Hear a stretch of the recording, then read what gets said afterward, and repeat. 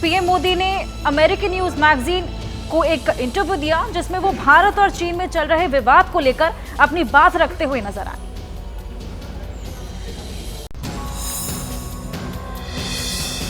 News week को दिए interview में पीएम मोदी ने तमाम मुद्दों पर बातचीत की। चीन के साथ रिश्तों पर पीएम मोदी ने कहा, भारत के लिए चीन के साथ रिश्ते अहम हैं। दोनों देशों के बीच स्थिर और शांतिपूर्ण संबंध सिर्फ भारत और चीन के लिए नहीं बल्कि पूरी दुनिया के लिए जरूरी हैं।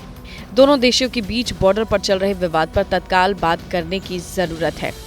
पीएम ने कहा, दोनों देशों के डिप्लोमेटिक और मिलिट्री लेवल पर पॉजिटिव बातचीत के जरिए शांति और स्थिरता कायम कर सकते हैं। क्वाड पर चीन की चिंता से जुड़े सवाल पर पीएम मोदी ने कहा, क्वाड किसी देश के खिलाफ बना संगठन नहीं है। क्वाड अन्य अंतर्राष्ट्रीय समूहों की तरह समान विचारधारा वाले देशों का एक समूह है। इंटरव्यू में पीएम मोदी ने पाकिस्तान पर कहा, भारत ने हमेशा अपने क्षेत्र में आतंक और हिंसा से मुक्त माहौल में शांति, सुरक्षा, समृद्धि से आगे बढ़ने की वकालत की है। पीएम ने इमरान खान को जेल भेजे जाने पर ये कहकर टिप्पणी करने से इनकार कर दिया, ये पाकिस्तान का आंतरिक मामला है। पीएम मोदी ने लोकसभा चुनाव, लोकतंत्र, प्रेस की स्वतंत्रता और राम मंदिर जैसे मुद्दों पर अपनी बात कही। उन्होंने कहा कि भारत में अल्पसंख्यकों से भेदभाव की बात वो लोग करते हैं जो भारत की जमीनी हकीकत से वाकिफ नहीं है।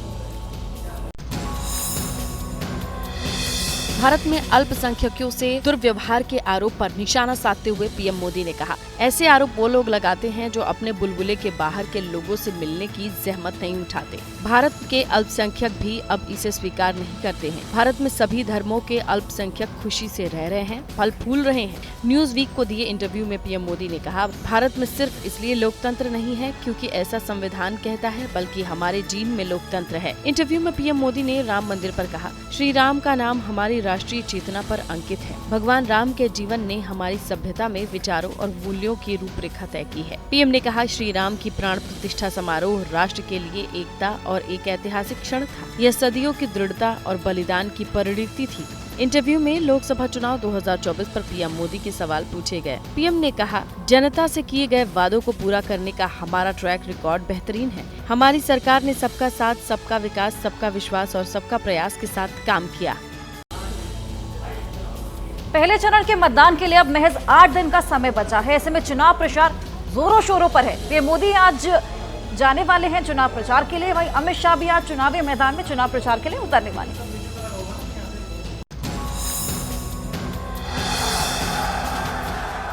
पीएम मोदी आज उत्तराखंड, राजस्थान में चुनाव प्रचार करेंगे। बोलिए भारत माता की, भारत माता की। दोपहर 12 बजे उत्तराखंड के ऋषिकेश में जनसभा करेंगे। दोपहर 3:30 पर पीएम राजस्थान के करौली में जनसभा करेंगे। गृह मंत्री अमित शाह आज मध्य प्रदेश, महाराष्ट्र में चुनाव प्रचार करेंगे। अमित शाह आज दोपहर 1 बजे मंडला पुलिस ग्राउंड पर जनसभा करेंगे। दोपहर 2:45 पर कटनी के विजयनाथ धाम मेला ग्राउंड में जनसभा करेंगे। शाम 5:30 बजे महाराष्ट्र के नांदेड़ के नारसी ग्राउंड में जनसभा करेंगे। रक्षा मंत्री राजनाथ सिंह भी आज मध्य प्रदेश में चुनाव प्रचार करेंगे।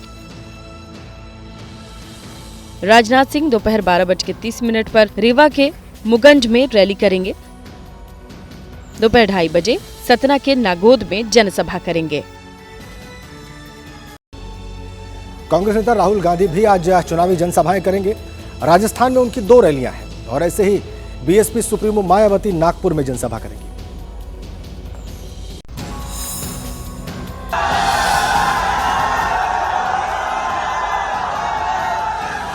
कांग्रेस नेता राहुल गांधी आज राजस्थान में चुनाव प्रचार करेंगे।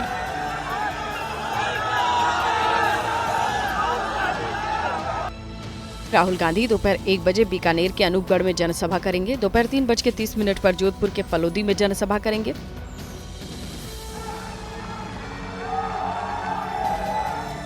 राहुल राजस्थान में होंगे तो बीएसपी की मुखिया मायावती आज से चुनाव प्रचार की शुरुआत कर रही हैं।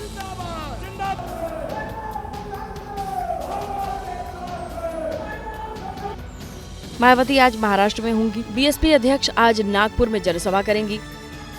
बीएसपी की जनसभा बिजोन बाग मैदान में होगी।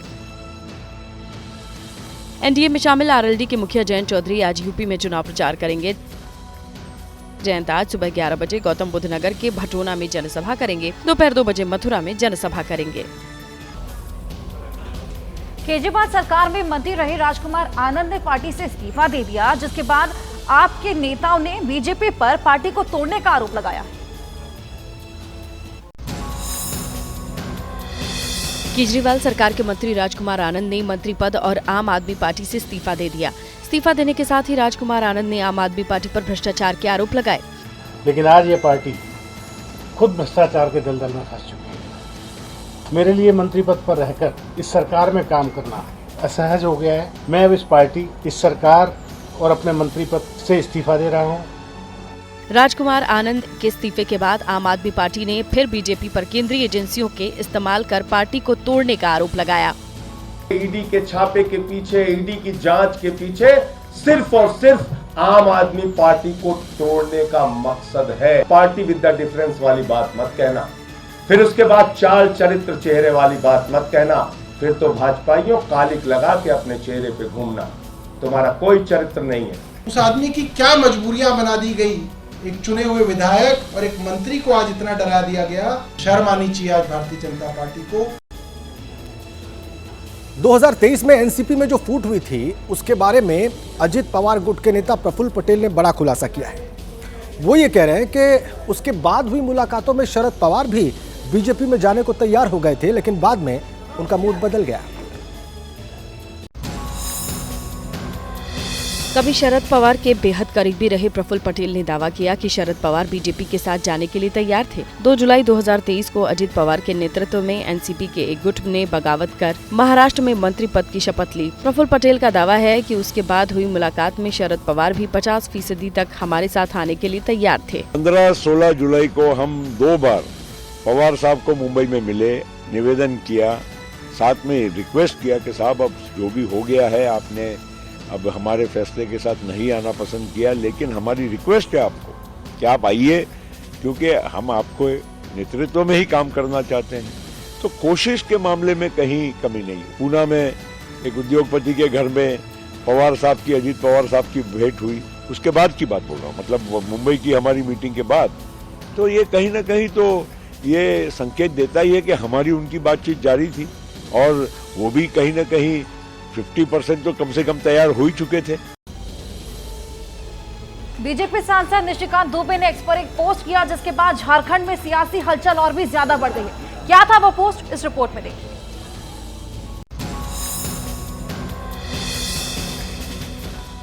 झारखंड की सियासत में आगे क्या फिर सीएम बदलने वाला है? ये सवाल बीजेपी सांसद निशिकांत दुबे की पोस्ट के बाद उठ रहे हैं।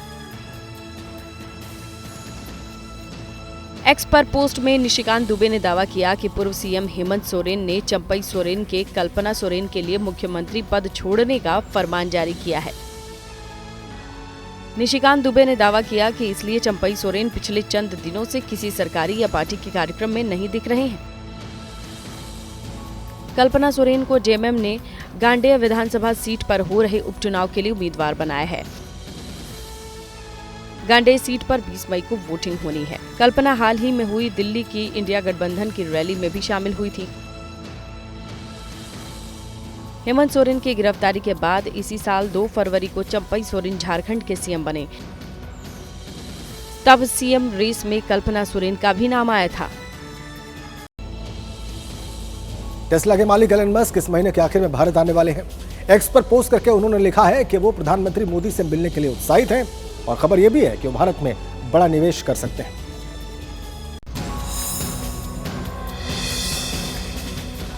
दुनिया के बड़े उद्योगपति में शुमार एलन मस्क इसी महीने भारत आएंगे। सूत्रों की माने एलन इस महीने के आखिर में भारत आएंगे। मस्क के साथ टेस्ला के अधिकारी का एक प्रतिनिधिमंडल भी होगा। मस्क पीएम मोदी से मुलाकात करेंगे। यात्रा के दौरान मस्क भारत में निवेश का ऐलान कर सकते हैं। इसी साल जून में पीएम मोदी की अमेरिकी यात्रा के दौरान मस्क ने उनसे मुलाकात की। सूत्रों के मुताबिक भारत आ रहे मस्क भारत में टेस्ला प्लांट के लिए जगह फाइनल कर सकते हैं। भारत में टेस्ला के लिए एक लोकल भागीदार तय कर सकते हैं। मस्क भारत में 25,000 करोड़ रुपए यानी $3 बिलियन तक के इन्वेस्टमेंट का ऐलान कर सकते हैं। मस्त का भारत दौरा ऐसे वक्त हो रहा है जब सरकार ने नई इलेक्ट्रिक वाहन नीति को तैयार किया है। इसके तहत देश में 50 करोड़ डॉलर के निवेश पर इंपोर्ट शुल्क में रियायत की बात की गई है। यूपी के सभी 80 लोकसभा सीटों पर जीत का टारगेट सेट कर चुकी बीजेपी ने पूर्वांचल के गाजीपुर सीट से पारसनाथ राय को उम्मीदवार बनाकर चौंका दिया। वो इससे पहले कभी चुनाव नहीं लड़े। पारसनाथ राय अफजाल अंसारी को चुनौती देने वाले हैं। पारसनाथ राय कैसे बने बीजेपी की पसंद, उनकी उम्मीदवारी की पूरी इनसाइड स्टोरी देखिए।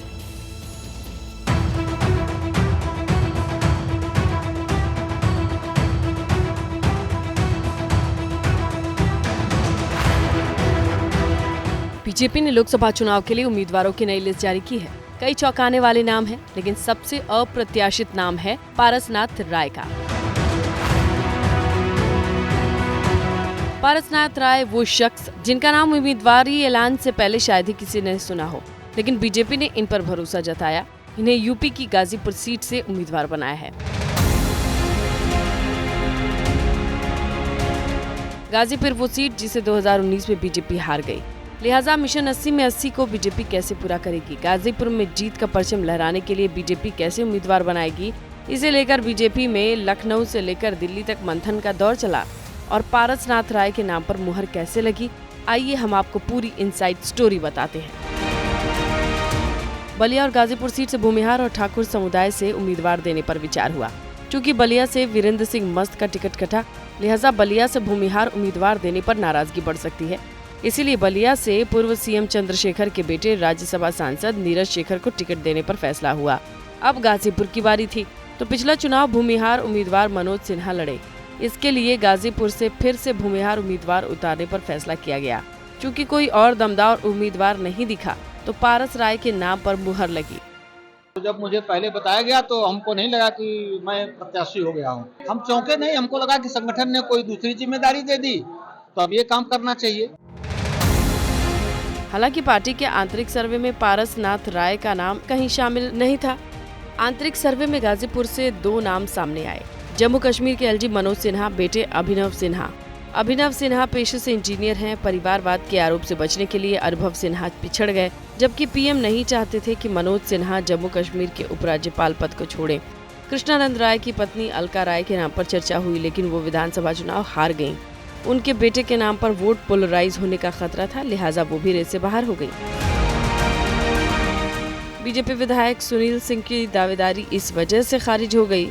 इसके बाद आरएसएस की ओर से पारसनाथ राय का नाम आगे बढ़ाया गया। उनके नाम पर मुहर लगी। पारसनाथ राय गाजीपुर के सिखड़ी गांव के रहने वाले हैं। बचपन से ही आरएसएस से जुड़े हैं। 1986 में गाजीपुर जिला कार्यवाहक बने।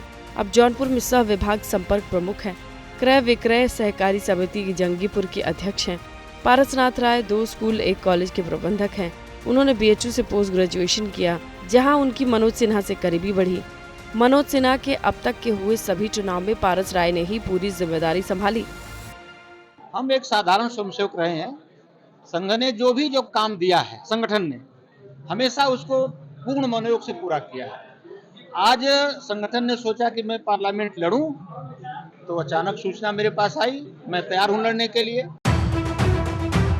पारसनाथ राय गाजीपुर में शिक्षा के क्षेत्र में खासा नाम रखते हैं। छवि एकदम साफ सुथरी। उनके चुनावी मैदान में आने से गाजीपुर में माफिया बनाम क्लीन इमेज का नैरेटिव सेट किया जा सकता है। बीजेपी ने इसे एक सीट के जरिए पूर्वांचल की कई सीटों के लिए संदेश दिया।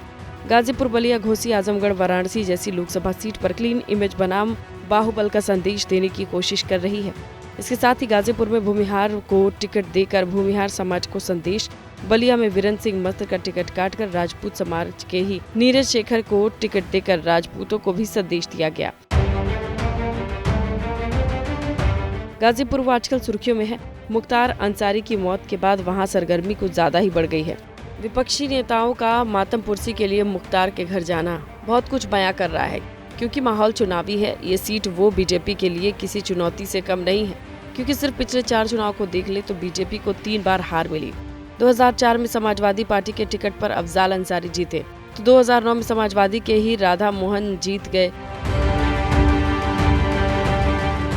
हालांकि 2019 में बीएसपी के टिकट पर अफजाल अंसारी दूसरी बार सांसद चुने गए। अब इस बार उन्हें समाजवादी पार्टी ने टिकट दिया है। अब अपने खिलाफ पारसनाथ राय के आने से अफजाल नहीं मानते कि उनके सामने कोई चुनौती है। बड़ी लंबी प्रक्रिया होती है, लोगों को टिकट मांगने की लाइन में लगना पड़ता है। वो बेचारे खुद ही कह रहे हैं कि हमने मांगा ही नहीं, तो ये तो देने वाले की दरिया दिली है कि न मांगने वाले को भी दे रही है। मैंने आपसे एक बात कहा, मैं तो सिपाही हूँ संगठन का, चाहे सामने कोई भी हो, चाहे 1 बार वाला हो चाहे 5 बार वाला हो, मुझे तो लड़ना है और लड़ाई जीतनी है, ये मैं जानता हूँ। गाजीपुर में कभी अंसारी की तूती बोलती थी, वो जिस पार्टी के सपोर्ट में रहता उसे जीत मिलती, उसका खौफ भी था। लेकिन जाति समीकरण भी बहुत कुछ कहते हैं। गाजीपुर लोकसभा सीट यादव मुस्लिम बहुल मानी जाती है। इसके बाद दलित, क्षत्रिय, बिंद, मुस्लिम और राजभर के साथ अन्य जातियों के वोटर्स आते हैं। यादव वोटर करीब 3.25 लाख, तो 3 लाख से अधिक मुस्लिम वोटर्स हैं। दलित वोटर्स की संख्या 3.5 लाख के करीब है। कुशवाहा वोटर्स की संख्या करीब 2.5 लाख है। 1.5 लाख के करीब बिंद तो राजभर 1 लाख के आसपास है। 2 लाख के तकरीब राजपूत और 1.5 लाख ब्राह्मण वोटर्स हैं। वहीं वैश्य वोटर्स की बात करें तो 1,50,000 के आसपास भूमिहार वोटर्स हैं। अब गाजीपुर से मुख्तार का अध्याय तो खत्म हो गया, लेकिन उसके भाई अफजाल के खिलाफ बीजेपी ने साफ सुथरी छवि के उम्मीदवार को मैदान में उतारकर मुकाबला दिलचस्प बना दिया। अब जनता को फैसला लेना है कि माफिया बनाम क्लीन इमेज में वो किसे चुनती है। चलिए आगे बढ़ते हैं। तमिलनाडु के पास श्रीलंका के कब्जे वाले कच्चातीवू द्वीप को लेकर सियासी घमासान रुकने का नाम नहीं ले रहा। कांग्रेस नेता दिग्विजय सिंह ने यह कहकर नया विवाद खड़ा कर दिया है कि उस द्वीप पर कोई नहीं रहता। अब बीजेपी ने दिग्विजय सिंह के खिलाफ हल्ला बोल दिया है।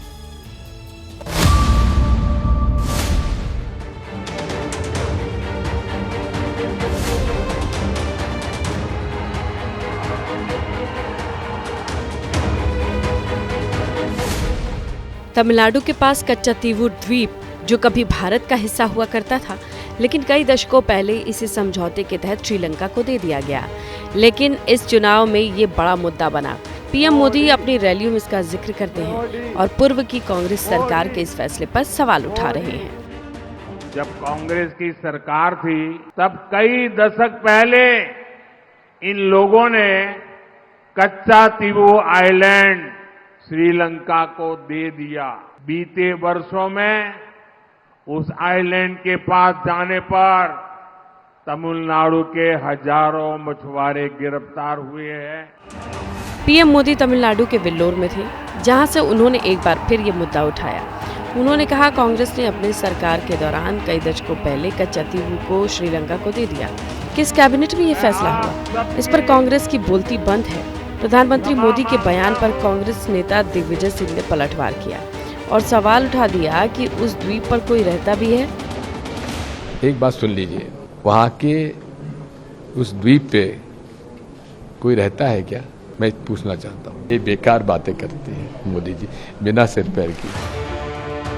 दिग्विजय सिंह के विवादित बयान पर बीजेपी चौतरफा हमलावर है। बीजेपी ने केंद्र पूर्व की कांग्रेस और तमिलनाडु की डीएमके सरकार को घेरा और देश के हित के साथ खिलवाड़ का आरोप लगाया। It is important for the public to know.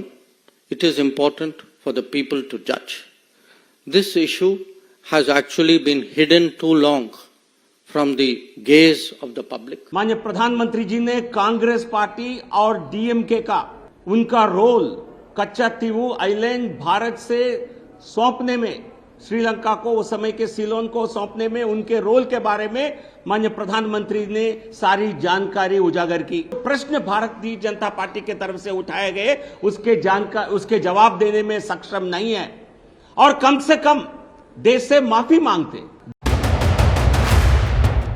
Digvijay Singh के बयानों से अक्सर कांग्रेस की किरकिरी होती है। कच्चातीवू द्वीप के मुद्दे पर तर्क देने के लिए और भी कई तथ्य हैं, लेकिन ये सवाल कि यहाँ कोई नहीं रहता हो, पीएम क्यों परेशान है, ये बयान सियासी हलकों में गूंजने लगा। कांग्रेस बैकफुट पर आ गई और उसके नेता अपने अपने तरीके से सफाई देते नजर आए। डीएमके और कांग्रेस पर आरोप नहीं, देखिए ये बिल्कुल मुद्दा ही नहीं है। तमिलनाडु के चुनाव में बार बार हमारे प्रधानमंत्री और हमारे विदेश मंत्री प्रयास कर रहे हैं कि इसको एक मुद्दा बनाए। मैं ये 10 साल तो आप बैठे रहे सरकार में, आप ही की सरकार चली, तो इलेक्शन के पहले याद आ गई है। हाँ, कच्चा टेबू आइलैंड क्या है बोल के आज याद आ गई।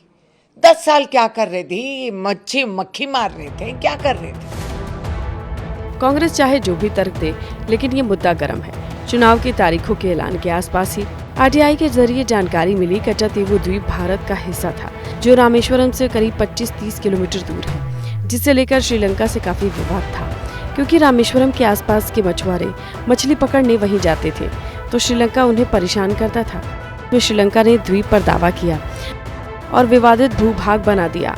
1974 में तत्कालीन पीएम इंदिरा गांधी और श्रीलंका के तत्कालीन राष्ट्रपति श्रीमाओ भंडार नायके के बीच समझौता हुआ। भारत ने श्रीलंका को ये द्वीप गिफ्ट दे दिया। संसद में इस समझौते का जिक्र तक नहीं किया गया। ये मामला तमिलनाडु के पूर्व सीएम जयललिता ने उठाया।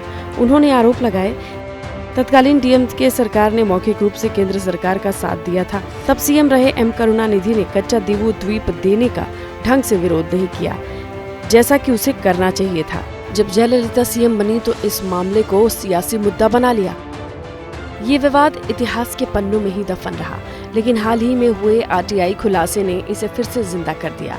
हालांकि 1974 में हुए समझौते में जिक्र है दोनों देशों के मछुआरे यहाँ मछली पकड़ सकते हैं, लेकिन 1976 में संशोधन किया गया, जिसके बाद दोनों देशों के मछुआरों को पड़ोसी जल क्षेत्र में मछली पकड़ने पर प्रतिबंध लगा दिया गया। फिलहाल ये द्वीप श्रीलंका के कब्जे में है। वहाँ एक ऐतिहासिक चर्च भी बना है, जहाँ श्रीलंका के लोग आसानी से जाते हैं, लेकिन तमिलनाडु के लोग यहाँ अंतर्राष्ट्रीय नियम के तहत ही आवाजाही कर सकते हैं।